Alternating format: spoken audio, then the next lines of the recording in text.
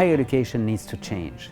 In my book, I explore 3 ways that will help people become robot-proof.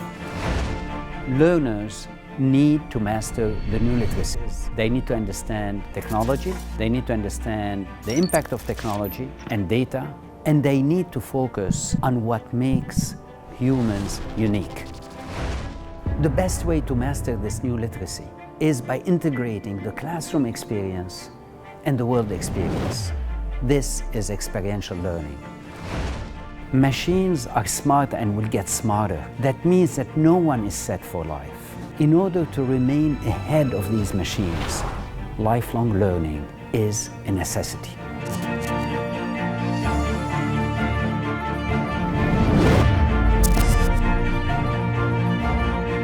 We need to serve people and give them the opportunity to be robot-proof for life.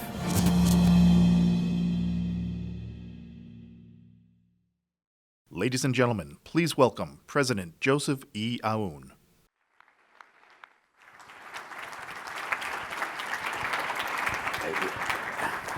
Good afternoon. I have been talking to various audiences at MIT, in Washington, to the higher education associations, various interviews, etc. And when I talk to these audiences, I have to explain many things that we take here for granted.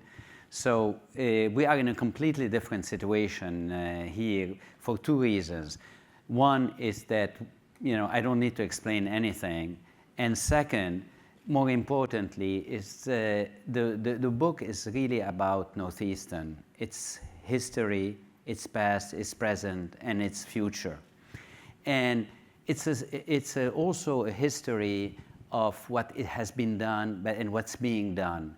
I relied, as you saw, as I stated, on the academic plan of the university that was shaped by many of you here. I relied on examples of our students who really provided the model, and I relied on what we are doing in terms of lifelong learning. So just to remind you of the context, and you heard it briefly here, smart machines are getting smarter, which means that jobs are getting redefined. Many of them are being eliminated. Various studies are projecting that in the next 20 years, close to 50% of the jobs we know will disappear in the Western world. In the non-Western world, the various studies by the World Bank and other organizations are projecting that 70% of these jobs are going to disappear. Which means that inequality is going to increase because people will lose their jobs. And unless there is a way for them to re-educate themselves, to reskill, they are going to face a dire situation. At the same time, when I mentioned that jobs are going to disappear, we are going to see that new jobs are going to emerge. We are seeing that new jobs are emerging as we speak. Some years ago, if I were in front of you and talk about and then big data or cybersecurity 10 years ago, this was not in. This was not one of the skills that society is asking for. And we have a shortage of people in these domains. And so the background is very clear. Jobs will be redefined, new jobs will be emerging, and jobs will be eliminated. At the same time, when you look at the talent that society is looking for, they tell you we are not interested only in those skills that people are looking for. We are interested in people who can go beyond the skills and can understand people, can understand how to work with other people, be culturally agile, and lead other people too. So that's the situation, that's a framework, that's what we are seeing. Now, higher education needs to change in order to make people robot-proof. That's our mission, and that's our obligation. In order to do it, we have to provide a blueprint for higher education. And that's what I have tried to do in the book, relying extensively on what we're doing here. The first aspect is a new curriculum that we called here Humanics. It relies on the integration of 3 literacies: a tech literacy, which is understanding machines, coding, understanding how they function; a data literacy, which is understanding and mastering the products of these machines and how to navigate the massive information that is being generated. And the third is, and more important aspect of the literacy, is the humanics, what we called here humanics, which is the focus on those attributes that are uniquely human, that machine cannot duplicate for the foreseeable future. And what are they? The ability to be creative, to be entrepreneurial, to be ethical, to work in teams, to understand people coming from different backgrounds, the cultural agility, the ability to be global. And as usual, it is not the mastery of each literacy that is relevant. It's the integration of the 3 literacies in our approach to education. I believe that we have here at Northeastern a competitive advantage over others, because we not only are providing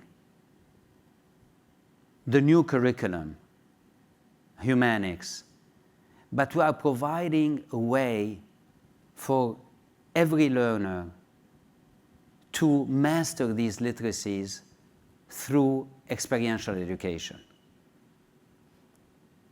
which is centered around co-op and the various activities that you have been shaping, from dialogue of civilizations to the interaction with other groups here on campus, and we will discuss that more. But I'm not going to dwell on experiential education too much here for obvious reasons.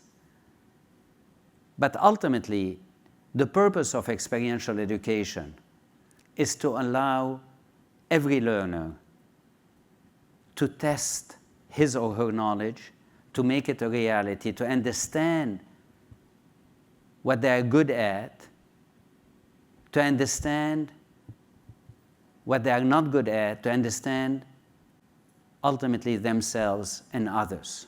And that's a competitive advantage that we have here. I said at the onset that machines are smart and are displacing many things that we are doing. It is also the case that machines are getting smarter, which means that more and more professions will be redefined and will disappear. And it means also that new professions are going to emerge. Therefore, the mission of higher education is to make people robot-proof for life. That's our mission, that's our obligation. When I mention that in other places, they say, oh, that means that people will come back to us. We don't have this luxury. People don't have time to go back to school and spend 2 years again after their BA and their BS. Therefore, the university has to go to the learners wherever they are, to the lifelong learners.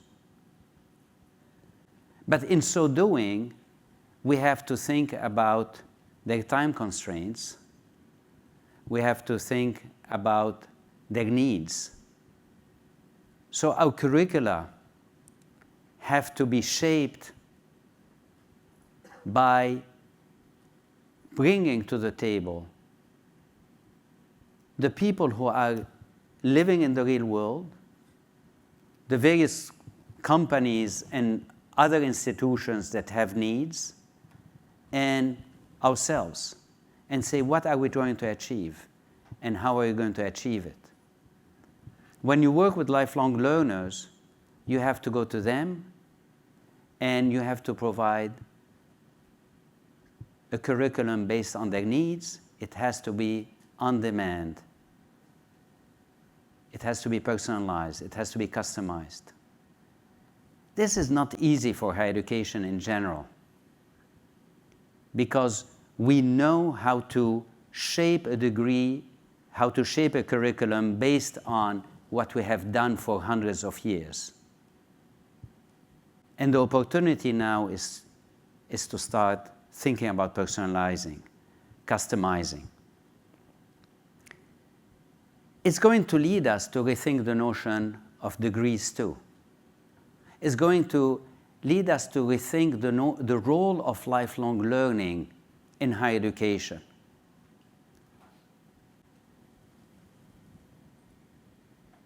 Up till very recently, lifelong learning was considered a second-class operation in higher education. Yes, they do it, we do it, but we don't consider that to be a core part of what we do. When you look at the non-traditional learners, they are now a majority in the nation. Over 68% of the learners are non-traditional learners. So if higher education does not make lifelong learning a core part of what it does, we are not fulfilling our mission, which is to educate people for a fulfilled life and to make them robot-proof. I said at the beginning that inequality is going to rise unless we step in higher education and provide opportunities for people to re-educate themselves constantly. And that's why I am very optimistic about the future and very sensitive to the fact that higher education has to play a central role in moving every individual to become robot-proof. Thank you. Kara, where is Kara? Is here. So Kara, everybody knows you and you're in charge. Okay. I'm Kara Miller. I host the National Radio Show Innovation Hub, which is out of WGBH in Boston. And I'm excited to talk about this because almost as long as the show has been going, about 6 years, people have been talking about this issue of robots taking jobs and sort of the automation of jobs. And almost to the person, every time I talk to a CEO or a scholar, and I'd say, oh my gosh, then what do we do about this? They'd say, education's really got to change. And that was like the end, and then they'd leave the studio. So it's good, I think, that we're getting to the point of, okay, well, how does education have to change? And talking to the people who are going to be implementing that change. I just want to get a little bit bigger picture from you of when you think about the kinds of jobs that are going away. Talk a little bit about like what that picture is, what kinds of jobs that we know about now may cease to either not exist or be reduced in terms of how many humans we need to do them, that sort of thing. Every job that is based on processes can be captured by automation. Mm-hmm. You know, so let me give you examples that will resonate with some and other examples that will resonate with the younger groups. We used to go to the bank and ask a teller for money. I don't know whether you used to do that. When I was young, yeah. So now when I mention that to our students, they say, what's a teller? But not, and that gives you a sense of what's happening. In the field of law, for instance, clearly we are seeing that processes are being taken over by smart machines. It was outsourcing first, but smart machines. Stock picking, same thing, and various aspects of accounting, same thing. Right. So we have a long list. Actually, the national, McKinsey, Accenture, Oxford, they have lists of the jobs that are at risk. So every job that is subject to automation that can be put in a process will disappear or will be transformed. And sort of because of the way I think that this is unfolded, people think of automation as going with manufacturing, so blue-collar jobs. But as you say, it's really sort of working its way up to white-collar jobs, and if Wall Street is not yet impacted, it will be, and doctors, and on it goes. Wall Street is already impacted, but it doesn't go from the bottom to the top. Actually, automation, smart machines are color blind. It's not blue collar, it's not white collar. It's really colorblind from this perspective. And you are seeing that happening at all levels.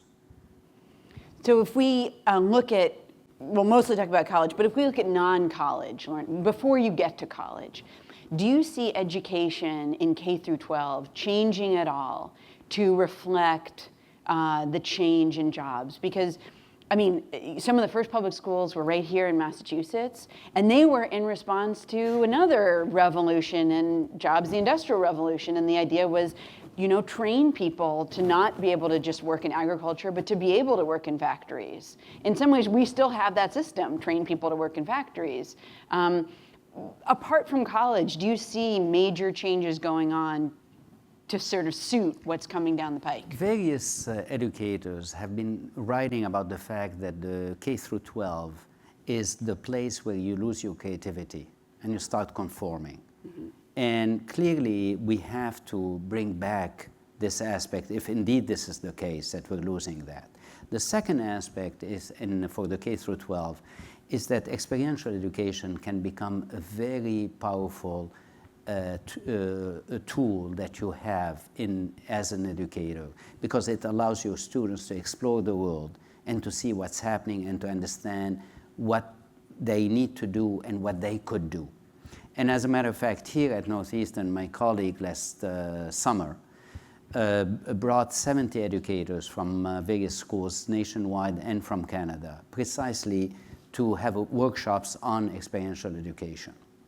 So little by little, you are going to see, I project that you are going to see a change at this level too. When you talk to, you were saying you've talked to a lot of college presidents.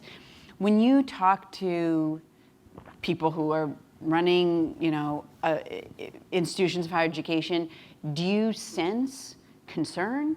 Is concern not widespread yet? The people think, well, this has been working out pretty well, and we can kind of keep moving forward the way we have for a long time in some cases. It depends on the type of institution, because in higher education in the United States is very diverse. So, when you have an institution that have great demand in terms of applications, etc., by definition, when you're satisfied or great demand or great endowment, you don't feel the need to change. Why? This has been going on for 200, 300 years. Why do you want me to change? We have other institutions, and especially they tend to be smaller liberal arts institutions that are facing many challenges. And you are seeing some of them and waking up and saying, it cannot be business as usual. How can we open up? So they are bringing an experiential component. They are looking at other aspects to integrate in order to integrate not only the classroom instruction, but the world instruction. So it depends on whether you're fully happy and satisfied or whether you have an angst. And angst is good. So that, like, in some ways, your sort of maybe even business model, for some reason, is in some degree of turmoil, and you have to think, maybe we need to redo this, or Absolutely. maybe, okay. Absolutely. Having said that, I have been invited to speak to institutions that are thriving, you know, very prominent research universities, to speak to their board about precisely the future of higher education and where it's going. So, but those tend to be the outliers that are constantly thinking about redefining themselves. By the way, in a few minutes, I want to come to your questions, so be thinking about the questions that you have. How hard is it, and I speak as somebody who used to teach in a college, how hard is it to start saying, gee, we need to rethink college, because, you know, professors came through a pipeline, and it's like pretty clear pipeline, and they're taught to do certain things, and they know how to do those things, and they know how to train people to kind of be like them. But how hard is it to say, well, I mean, we've got an institution, we've got people here, they're in these departments, but let's shake it all up? Look, it's extremely hard. Here we had a competitive advantage, as I mentioned in my presentation, with experiential education. Because, you know, when you join Northeastern, you know that we have experiential education. You know that we have co-op. You know that we are going to be integrating the classroom experience with the world experience. So this is not negotiable. However, when you look at other institutions, when I talk to my colleagues, other presidents or in these institutions, they feel that the largest barrier to entry is the faculty. Why? Because, you know, when one of our students goes to have a co-op in Kenya or in Shanghai or in Europe or wherever, when they come back, you know, they can question what you are talking about because they lived it and they experienced it, and they get out of their comfort zone, and they get you out of your comfort zone. This is not something that is easy for faculty who are not steeped from day one into this approach. So the barrier to entry is cultural. What do you do about that? You know, whenever there is a change, and the recipe is rather simple, and that's what we have done over our history here in terms of change. We don't impose change. We say, you know, there is a great opportunity. We are a community that is focusing on innovation and experimentation. Who would like to partake in that? And people raise their hands, so they become the early adopters, they become the model, and they bring others into that. So if we want to ask every time everybody to do it or vote on everything, we get nowhere. If you allow a culture of experimentation and innovation, that's what universities are all about, you can do it. And we had the same thing happen to us when we launched the lifelong learning. And we launched the campuses, and we launched the hybrid model of learning online and on-site. We didn't say everybody should move into that. We said, who would like to partake? And those who did came back and said, you know, this is impactful. It led me to rethink my traditional thinking in the classroom. And that's how it happens. As you've pointed out, and all sorts of studies show this, increasingly, if you want to have a sort of middle or upper middle class life, having a college degree is really important. And the disparity between education and earnings between people without a college degree and with a college degree we've really seen it bifurcate over the last few decades. Do you worry, though, that if colleges are the sort of ticket to stay one step ahead of robots, and, you know, private schools are closing in on $70,000 a year. I checked UMass Amherst this morning. In-state, it's $30,000 a year. Out-of-state, it's closing in on $50,000 a year. These are high price tags, to figure out like how you take an entire country. And I mean, I think you're really thinking about a societal change. How do you reconcile that? Even bigger than, I mean, certain schools obviously have the money to help, but this is a big, writ large, seems like a problem. There are, once again, when you look at the learners, you have two types of learners. You have learners that we call here short on experience, long on time. Those are the undergrads. Mm-hmm.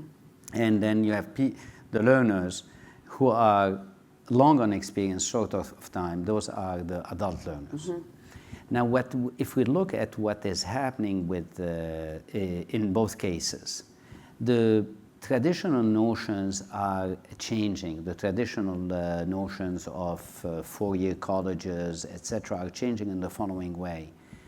People are becoming much more mobile, so they are starting in a different country, coming here or going there, or starting in a college, coming here. So the idea that you have students for 4 years is changing dramatically. And in our own academic plan, we're projecting that students may have started in Beijing or may have started in Cape Town and came here, and vice versa. And that is impacting the cost from this perspective. But more importantly, also, you are seeing that and this is very true for the lifelong learners, that lifelong learners are not approaching you saying, I need a degree. I'm not here because I need a master's. I need to understand how I become competent in cybersecurity. I become competent in health informatics. I become competent in big data, or whatever it is. And therefore, what you are providing is a certificate, a boot camp, a badge. Now, if you want to go further, you can go further. So the real cost that traps people is the fact that you tell them, I want you for 2 years. This is gone. This is going to disappear. You think it's going to be a kind of in and out? In and out, and the prices reflect that. In some ways, Northeastern has people like in school, in a job, back to school. In some ways. But I'm talking here about, for instance, something more. I'm talking about the lifelong learners. We have launched various campuses in Seattle, Silicon Valley, Charlotte, and now Toronto. And those campuses allow people, and we provide a hybrid model of education, hybrid meaning online and in these campuses. Provide people to go there for a certificate, a badge, a boot camp. You want to stack those and go for a master's, you can. If you want to go directly for a master's, you can do that. Why? Because different people have different needs. So by the mere fact that universities are now forced to meet those needs, they need to meet different, to provide different formulas, and at the same time, the price points is going to be very different. And you're seeing a change. So you're saying if we were having this conversation in 10 or 20 years, we'd see a lot fewer people doing their undergraduate degrees consecutively, or straight through from 18 to 21. Is that what you're thinking? That's one, and that's what we are projecting here in our academic plan. The second thing is that we are, and you're right, our model has always been in and out by definition, but the in is not out and the out is not in the sense that we're integrating the two. Because that's why we're not interested in students going on co-ops and students studying. We say learning is the integration of the two. And so we are going to see more and more of that. And we are going to see more and more the lifelong learners being in and out constantly. And the in, you have to be in their domain. Namely, universities have to go to them because they can. If you live in Seattle or in Los Angeles, you can't afford to come to Boston. You can't even afford to go to a local university and be there trapped for a year or two. You have a job. So if you have questions, raise your hand. We've got a couple of roving mics that are gonna, there was a question over here. There's actually a couple of questions up in this second or third row, and it will come to you. While the mics are getting there, let me ask you where we stand in the world. And you and I were chatting about this a little bit before we went on stage, but not every country in the world has looked at automation or the outsourcing of jobs in the way that we have. And I wonder if you could just talk a little bit about China and Japan. Okay. You see, here we look at automation and we worry about its impact. And you are hearing some people saying that we should tax it. You know, Bill Gates made a proposal like that. It should be regulated, et cetera, et cetera. When you go to Japan and you discuss with their government officials, they tell you we have an aging population and we don't have immigrants and we are not going to have immigrants. However, we have a solution, and the solution is automation and intelligent systems. They see it as a great thing that's come to them. And they tell you it's going to take care of manufacturing, right, and it's going to take care of the elderly people. Now you point out, but you know, if you don't have consumers, they cannot buy their products. And if you don't have people in the workplace, enough people, you don't have enough taxes, therefore no. And still, this is for them, it's an issue. It will solve the problem of aging. When you look at China, and China positions itself differently, saying in the future, and the future is now, machines are smarter, getting smarter, and we have to master this domain. And we have to be the best at it, whether it's intelligence systems, machine learning, robots, etc. We have to be the best. And when you look at Russia, for instance, as you know, last month, the President Putin said, whoever is going to control artificial intelligence is going to control the world. And therefore, China is looking at it in a similar way. We are going to win the economic competition by being the best in this domain. So they're not looking at it in terms of displacing jobs.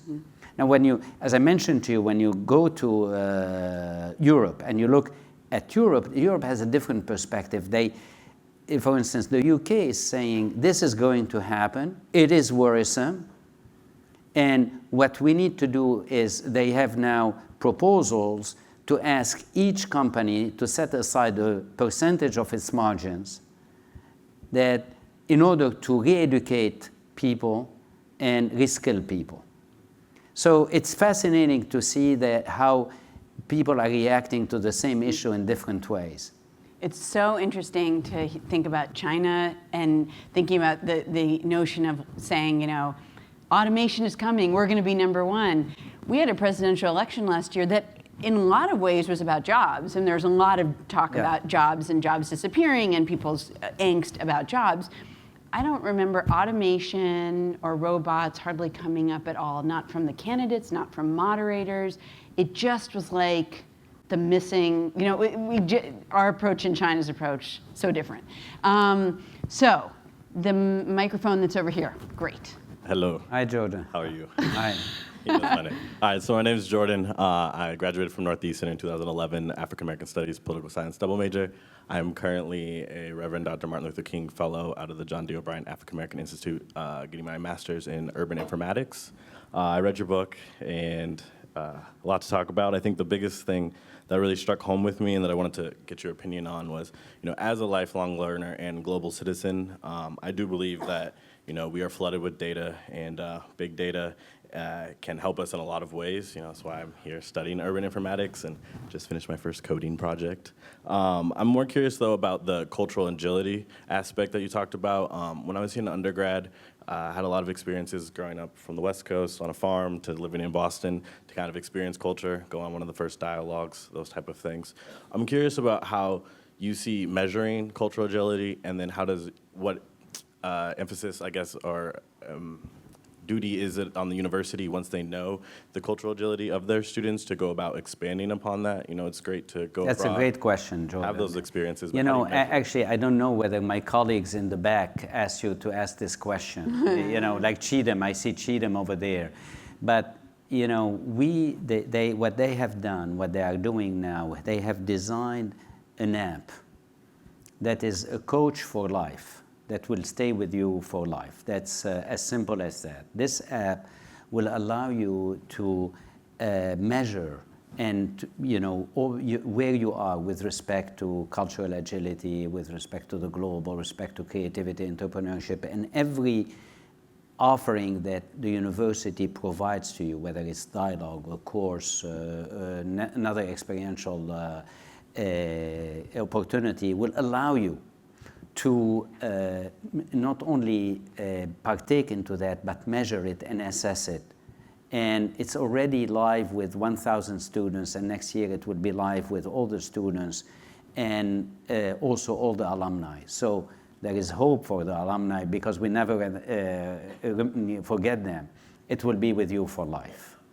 And so that's an excellent way. And if you want to play with it at some point, my colleagues are in the back, they will let you do that. But that's exactly the purpose of this app that I call a coach for life. Here they call it SAIL. My colleagues call it SAIL. I think, are there questions from the web or Facebook? We've got a bunch of people watching online. Yes, we have a bunch of questions. So one is from Brianne M. How much of a role do you see AI and machines playing a role in learning itself? Will we be educated by robots too? Yeah, it's a great question. And once again, you can look at, in robots, you can look at machines as tools that you can use. In some ways, over the years, when you look at education, education has integrated various aspects of technology. Including the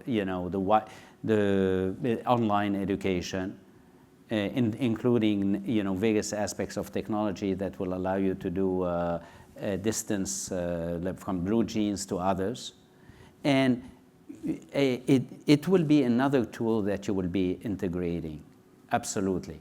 Including now we are hoping to experiment with virtual reality, with augmented reality as part of the learning.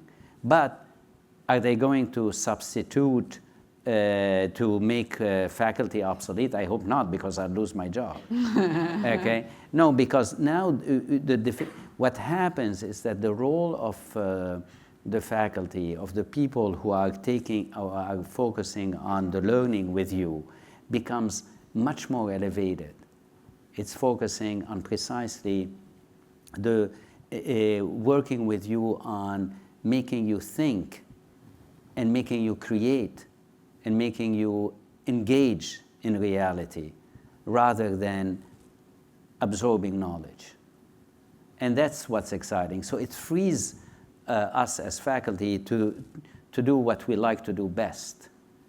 Be creative, be innovative with you. So you become, all those tools are here to serve you and make you in the center of this learning environment.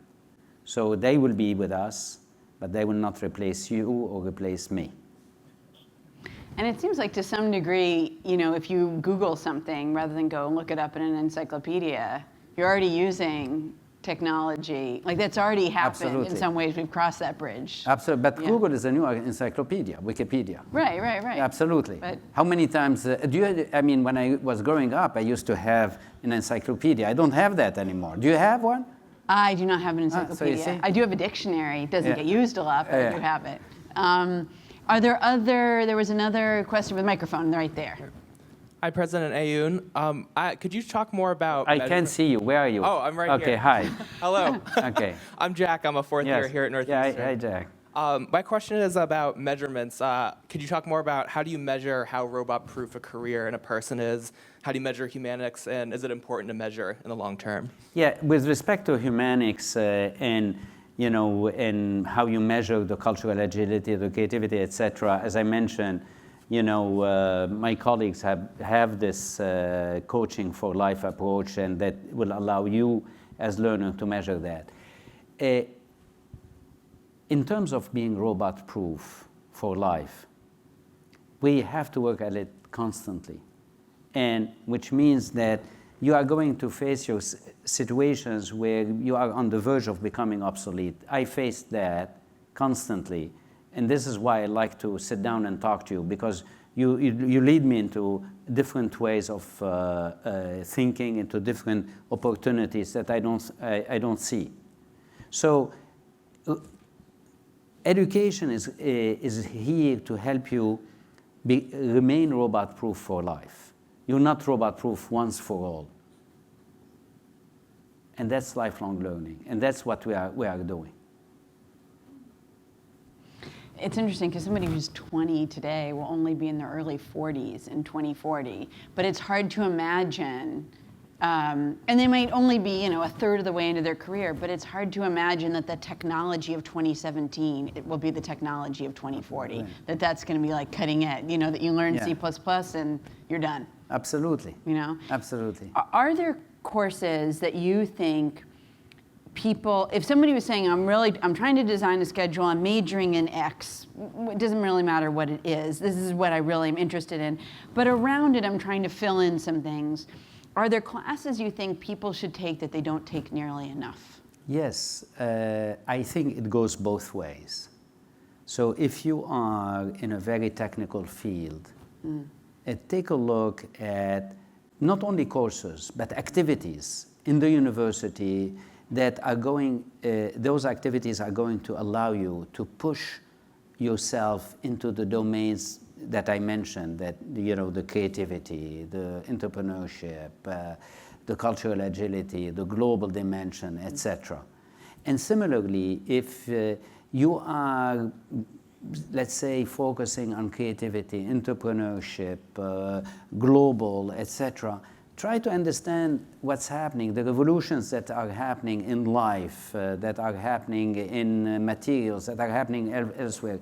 So it is, whatever you think you have, go look for the complement.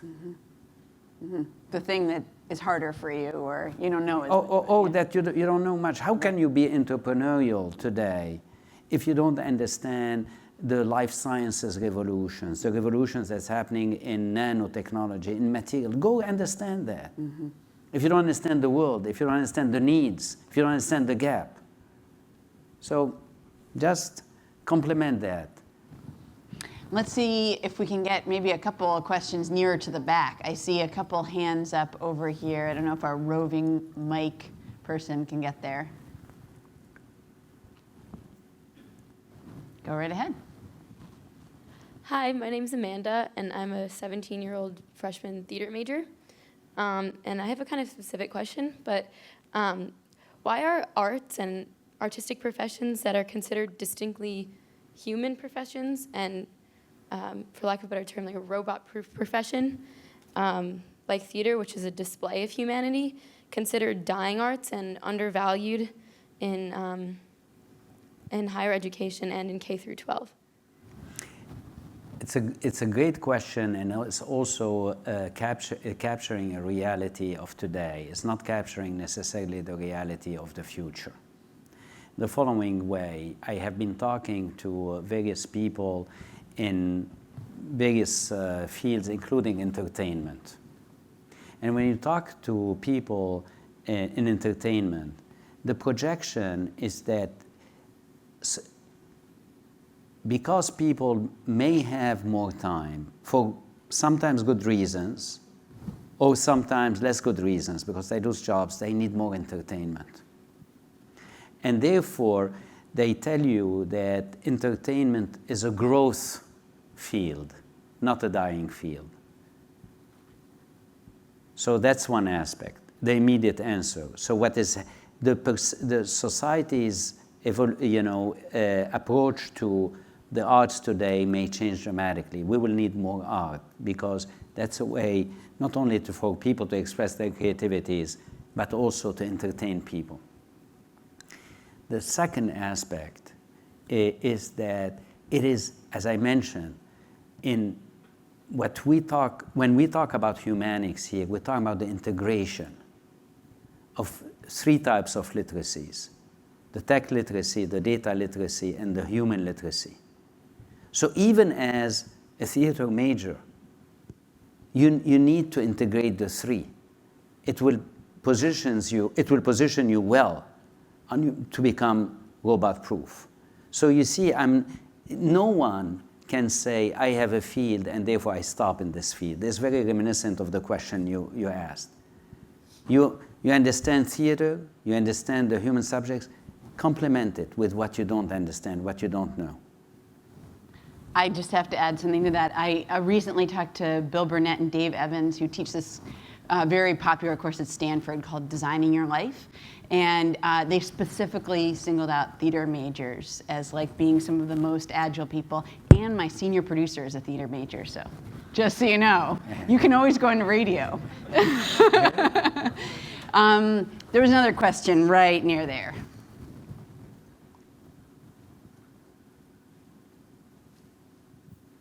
Hello, my name's Daniel. I'm a freshman CS major. Just a few years ago, I saw a piece of art actually produced by an AI. Or Google announced a few months ago that one of their robots produced a short original piece of music. I'd just like your opinion on that. And you're going to see more and more of that, designing shoes, designing clothing, etc. And this, so in other words, if I understand your question, you're asking me, is it the case that artificial systems will become more intelligent and produce things that we associate with creativity? And the answer is yes. But as I said on several occasions, a machine is not going to replace us, because when you have poverty, when you have a flood, when you have a crisis, when you see people jumping and helping others, the machine is not going to worry about the rest of the world. It's not going to worry about your neighbor. Is not going to be empathetic. A machine is not going to create a new theory that will change the way we look at the world. A machine is not going to change the way we are going to relate with each other, because a mogul at some point was it was acceptable in the 60s apparently for a mogul to harass people or to harass women, and now it's not. A machine is not going to push for things to become unacceptable. That's the role of human beings. That's our role. When you face a dictatorship, you say, no, I'm not going to accept this dictatorship in any country in the world. Bigotry, racism. That's the strength of the human beings. I don't think that any machine is going to replace that. Are there categories of jobs, we talked about categories of jobs that you think will disappear or be reduced. Are there categories of jobs, and I know this is a big prediction, but that will be created, or there will be a lot more of those kinds of people than there are now? Yeah. I think personally that we are seeing jobs being created. I mentioned some. Or, the jobs. The design now is a hot field. Cyber. I mentioned those. I mentioned the big data. But also, I believe that the artistic jobs, are going to be very much in demand, because if you project down the road, the various economists and are predicting that people are going to spend less time working. Why? Because many of the things that we do on a daily basis are going to be taken over by others. So our role will be to do what they cannot do, what machines cannot do. And therefore we'll have more time. If we have more time, we have more time to appreciate art, entertainment, and more time to practice our creativity in all our endeavors, not only in the job, in the professions we have. Let's get a couple of last questions in here. I want to get one more from the online community watching. All right, so Jill H. asks, how is experiential learning going to impact the master's and doctorate degrees? Will future professors need to achieve the master's or PhD level? Also, how are universities going to adapt, finding the best educators who may have pieced together their postgraduate learning? You should tell the person that she's cheating, because she's asking 3 questions, not one. Okay, so the first one is, when you look at experiential education here for us, what we have done is we have experiential at the undergraduate level throughout. The second is what you look at all the masters we have built and we're building, they're all almost there. And now what is exciting to all of us as a community, we are going to have all our PhDs being experiential within the next couple of years. And that's what's happening. So I chose to answer the first one, the second and third. I'll answer them later, to allow for more questions. I just have to ask you a question. So if you're a Shakespeare scholar, what is your experiential learning? We have here the person who is the Dean Uta. She has been the person who shaped the notion of experiential liberal arts. So for instance, and I'm not quoting her because I distort whatever she says. Take the study of Shakespeare, of a play. A play, when you study that as a purely academic exercise, and you look at the words being used, you look at the poetry, you look at everything, you have one understanding. If you put it in if you create a situation where you are launching a Shakespeare theater, and you have a performance, you have a different understanding of that too. If you try to modernize that or stay faithful to the original, you have a different interpretation of that. All this is being done through your experiential. If you go to an elderly home and you use Shakespeare in a performance with them or with people who are in jail, and those are examples, as you know, that have been done. The transformative impact of Shakespeare is felt differently in different contexts. And you then understand the power of Shakespeare or the power of the plays even more. So experiential is going to widen your horizon, even if you're doing medieval research. Got it. That's an insight. Yeah, it is. Yeah, so I think there's a question right back there, and then maybe right here, and then I'll ask one more question. Hi, I'm Ethan Sellinger. I'm a co-op advisor at the College of Computer and Information Science here on campus. I'm just curious, so you talked a little bit about how China's approach is very different than like the United States' approach when it comes to RobotProof and, I guess what I'm wondering is, do you feel that there are various parts of the country that will also be ahead moving forward, I guess dependent on industry and culture? but also what will happen then? Will it be the job of those locations to help the other locations in the United States, other geographic regions? So I guess I'm taking that original question and bringing it just into the United States. Yeah, look, first of all, I didn't say that China is robot-proof. China is trying to do something, namely dominate the AI and robot world, okay? Now, with respect to your question, I was involved with a group in Silicon Valley. I think that Bloomberg was, one of the players.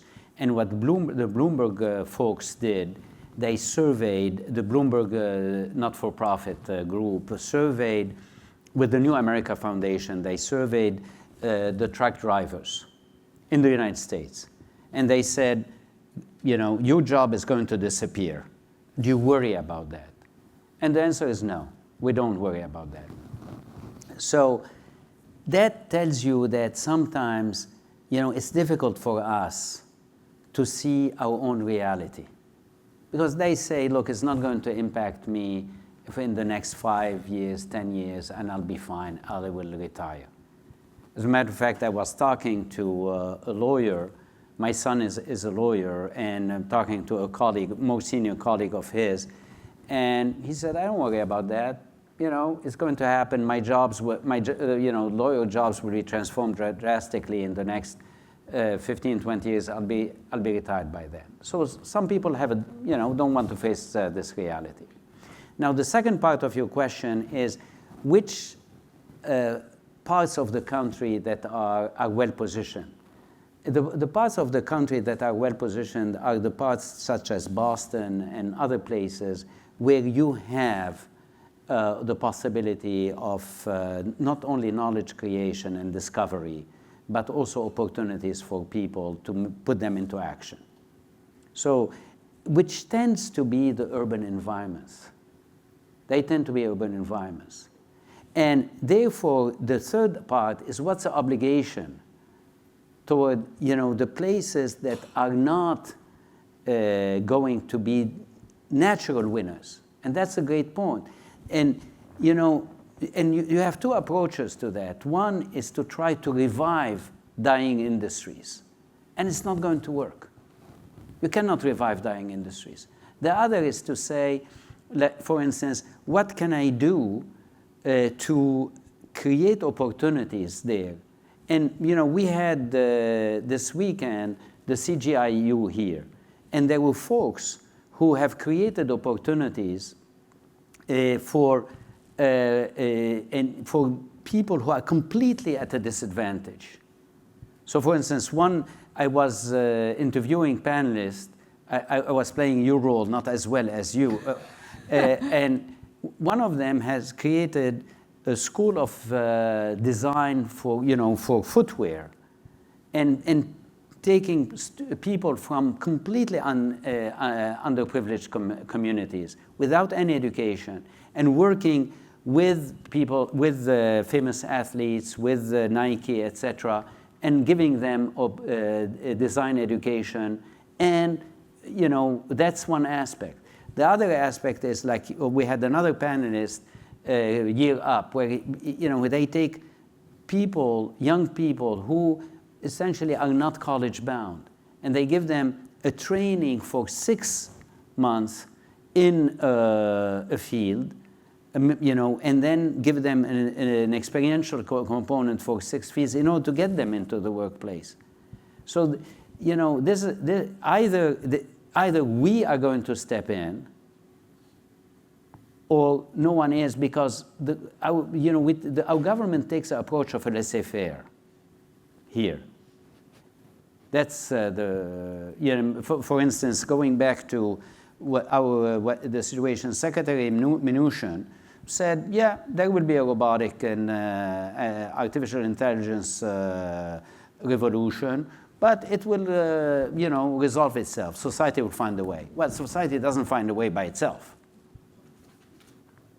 So you see, we have a role to play. England, on the other hand, is saying, yes, there will be a revolution.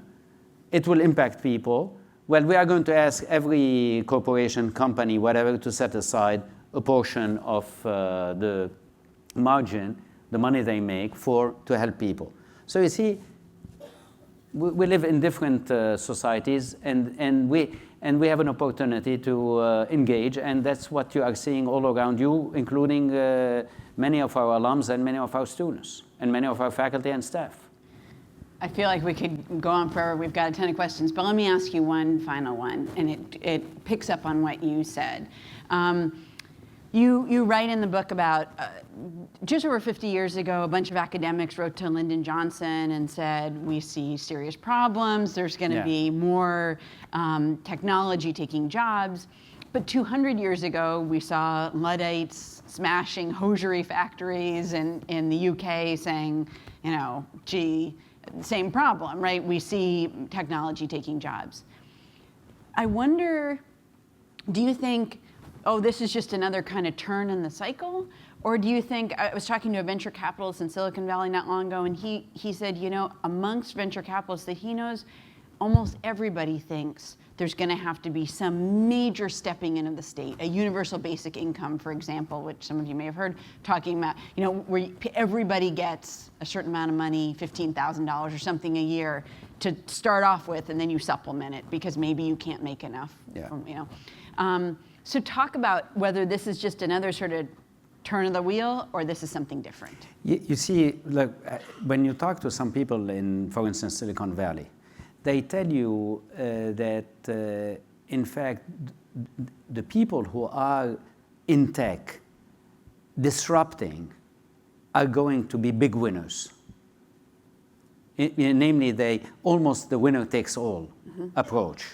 And they're very worried about that because there would be an enormous backlash.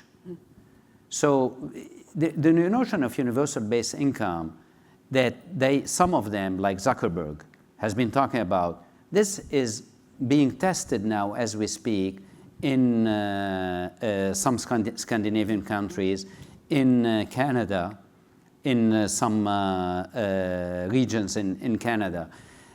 So, you know, though some others are saying, no, what we need to do is lower taxes, you know, so essentially if you are on the liberal side, you say, I want a universal basic income. If you are on the conservative side, you say, you know, I'm going to see how we can provide opportunities, like by lowering taxes so that people can pay for their education or whatever it is. Those are the two approaches. But this is not enough. This is not enough. Why? Because, as you said, we do not have the infrastructure in the United States for people to have lifelong learning opportunities. It's simply not existing. So what is happening? And that's dangerous because people are going to be left behind. So what's happening? You are seeing some companies starting their own so-called universities. And I keep saying to companies, if I want to design a T-shirt for Northeastern, you know, I will go to somebody who knows design and somebody who will manufacture that. But I will not manufacture that myself. Why are they doing the universities? Because, because companies have needs and we are not meeting their needs in higher education. So it's a gap and they need to fill the gap. Now, go beyond companies. Look at individuals who are losing jobs and don't have any opportunity because they don't have the company anymore. Well, we have a responsibility to provide them with this opportunity. So to answer your question, I believe that this is not a passing crisis. It's going to get worse. Higher education has an obligation to make people robot-proof. And that's what we are trying to do. Thank you so much. Thanks for being a great audience. Thank you. Thank you, Kara. Oh, thank you. Thank you. Thank you very much.